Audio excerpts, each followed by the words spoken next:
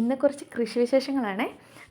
നമുക്കിവിടെ ഇപ്പം ക്ലൈമറ്റൊക്കെ മാറി വരുന്നുണ്ട്. അപ്പം ചെറുതായിട്ട് കൃഷിക്കുള്ള തയ്യാറെടുപ്പുകൾ തുടങ്ങാം. നമുക്കിവിടെ ഒരു ഗ്രൂപ്പുണ്ട്, ഒമാൻ കൃഷിക്കൂട്ടം. അവർ നമുക്ക് എല്ലാ വർഷവും വിത്ത് തരും. ഈ സമ്മർ സീസൺ അങ്ങോട്ട് മാറി കഴിയുമ്പോഴത്തേക്കിന് വിത്ത് വിതരണം നടത്തും.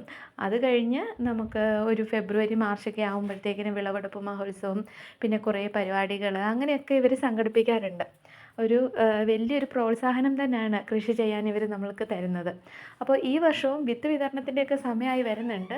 അതിനോടടുപ്പിച്ച് നമുക്ക് മണ്ണ് ഒരുക്കേണ്ടതായിട്ടുണ്ട്. കൃഷിയുടെ ആദ്യത്തെ സ്റ്റെപ്പ് എന്ന് പറഞ്ഞാൽ മണ്ണൊരുക്കമാണല്ലോ. അപ്പം ഞങ്ങളിവിടെ ഒരു ഫ്ലാറ്റിൽ രണ്ടാമത്തെ നിലയിലാണ് താമസിക്കുന്നത്. അപ്പോൾ ഇവിടെ ഒരു ചെറിയ ബാൽക്കണി ഉണ്ട്. അവിടെയാണ് ഞാൻ കൃഷികൾ ചെയ്യാറുള്ളത്.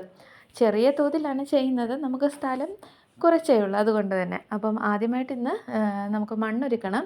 ഞാനിവിടെ ഒരു 6 ബക്കറ്റ് മണ്ണെടുത്തിട്ടുണ്ട്. പിന്നെ 4 ബക്കറ്റ് ചാണകം, വേപ്പിൻ പിണ്ണാക്ക്, പിന്നെ കുറച്ച് മുട്ടത്തോട് പൊടിച്ചത്. നമുക്കിവിടെ വളങ്ങളെല്ലാം കിട്ടാറില്ല. അതുകൊണ്ട് തന്നെ കിട്ടുന്ന വളങ്ങളൊക്കെ വെച്ച് നമ്മൾ കൃഷി ചെയ്യാൻ ശ്രമിക്കുന്നത്. ഈ വേപ്പിൻ പിണ്ണാക്കൊക്കെ നമ്മൾ നാട്ടിൽ നിന്ന് കൊണ്ടുവരുന്നതാണ്.